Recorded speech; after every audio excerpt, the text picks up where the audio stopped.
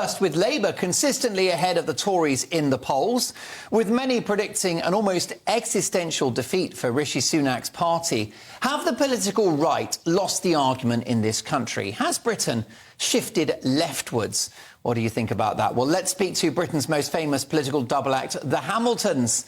Christine, of course, is a broadcaster, political commentator and author, and Neil is a former Tory MP and now the leader of the UK Independence Party. Now, Neil, you'll agree that a Labour government is most likely coming. This means the British people want left-wing politics. The right have lost the argument, haven't they? Well, no, I think what we've seen is that both parties have abandoned their traditional ideological positions and created a vacuum right in the middle of our political system. I mean, there's nothing recognisably conservative about this government at all. They've failed at every level. All the areas where the Tories have been traditionally strong, in people's minds at any rate, control of our borders, control of the public finances, keeping taxes down, and so on. They've failed spectacularly in that department. And of course, Keir Starmer has been doing his best to dump his ideological baggage absolutely everywhere. Who can tell us exactly what a Labour government would do, even on a hot topic like migration? And if in 12 months' time Keir Starmer is faced with the small boats, how on earth is he going to stop them? He's produced no plan whatsoever. And we know that Labour traditionally has no understanding of public finances. Every single Labour government, apart from Harold Wilson's government when Roy Jenkins, who was barely a socialist then, was Chancellor, has ended up in financial catastrophe. I mean, I remember when in 1979, we had the winter of discontent, and even the trade unions were taking on the Labour government then. And the result was that we had 18 years of Thatcherite and sub-Thatcherite government. And it's the abandonment by the Tories of the basic truths which Margaret Thatcher reminded us of that has produced the catastrophe of their position today. But Neil, I'll come to you in a moment, Christine, but Neil, if the public wants a proper Conservative government, why are they about to vote Labour in their millions? Well, I don't think that they are. There's no evidence that there's a positive shift of opinion towards Labour. What's happened is that the don't knows, don't cares, and people who've given up hope of any major political party providing them with what they want. That's what's happened. The political class collectively has failed this country most spectacularly. Brexit, what have the Tories done with Brexit? Absolutely nothing. First of all, they spent the first couple of years under Theresa May after 2016 trying to undermine it and block it altogether. Then we had a brief interlude of Liz Truss. Then Rishi Sunak has been, Captain Sensible, doing absolutely nothing, which is going to work anyway. So they've handed over to quangos like the Bank of England the responsibility for some of the major decisions like inflation. He's now crowing over halving inflation. The government has no control over inflation whatsoever. They've handed control of monetary policy to the Bank of England. What we need to do is take power back from these technocrats and hand it to the people who represent ordinary voters. And nobody is proposing that apart from UKIP.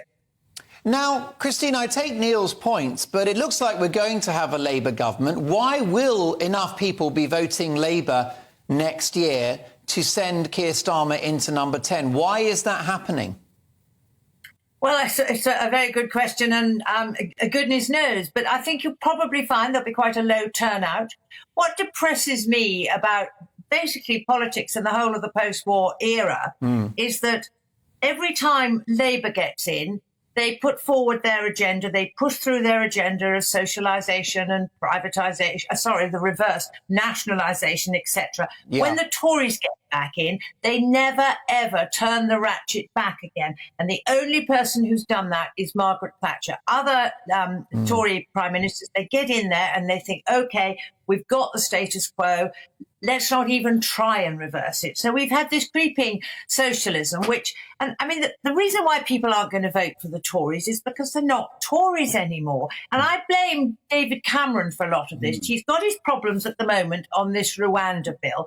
And the Tory party is split into all these factions where their great secret weapon always used to be unity. that has gone. And why are they so split? Because an awful lot of Tory MPs are not really Conservatives, they're Social Democrats. And when Cameron was Prime Minister, he got control of the selection process, and constituencies were no longer able to choose who they wanted. They had somebody parachuted in to represent them who was approved by central office. And so they've got a whole load of Social Democrats in the party. And of course, they're not going to want to vote through Conservative measures. So really, the party can only blame itself. And I think people at the election, I don't know, they've just had enough. They'll vote for change. I mean, I don't think Starmer is going to be much of a change because we've had a social democratic government for a while. So it'll be very interesting. And of course, what will happen is that every person who is interested in politics will have a look at their own constituency and they'll think, what can I do with my vote to have an impact? I mean, we live in a rock-solid Tory seat. If there was one Tory left standing, unfortunately, it would be ours. So there ain't no point in trying to dislodge him. You're not going to do that. But a lot of people are living in marginal seats, and I'm sure there will be analysis when we get nearer to the election of which these seats are and who these people are. They are the ones who will have a real difference. I mean, the real tragedy, I think, is that people like Lee Anderson, who does offer a real alternative to the Labour Party, having been in it himself, are going to be the victims of the technocratic globalists who've taken over the Tory party and have actually robbed it of any real political meaning. You know, there's maybe 3 or 4 dozen Tory MPs who'd be worth voting for in this coming election. But sadly, they will be swept out with the tide. It'll be nothing to do with their own personal worth whatsoever. Quite the opposite. In fact, they'll be swept out in spite of the value that they bring.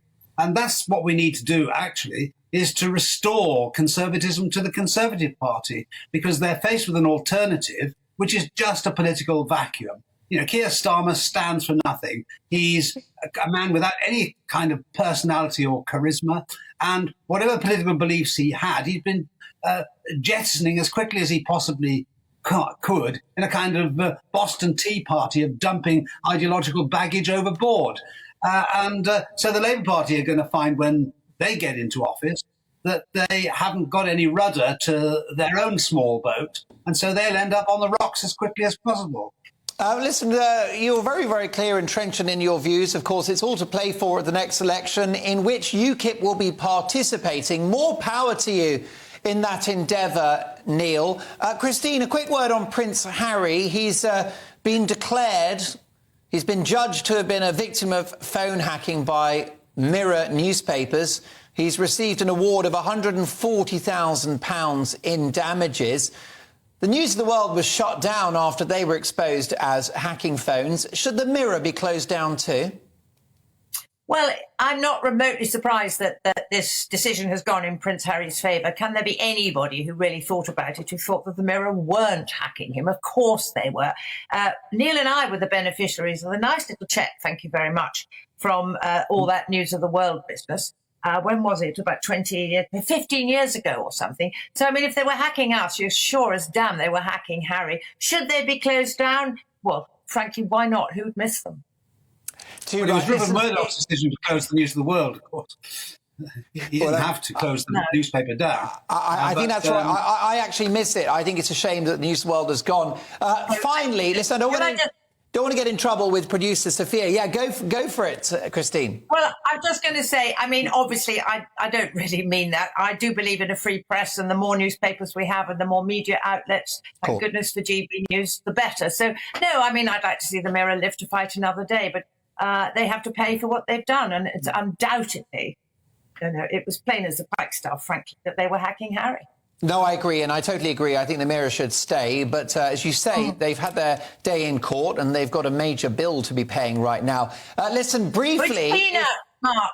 It's peanuts to the Mirror. This is why newspapers know that they can overstep the mark in all sorts of things, because what's 140,000 to them? I know they've got legal bills on top, but it's peanuts. The legal costs will have been many times the award of damages, but as a practising barrister myself, I can only applaud that.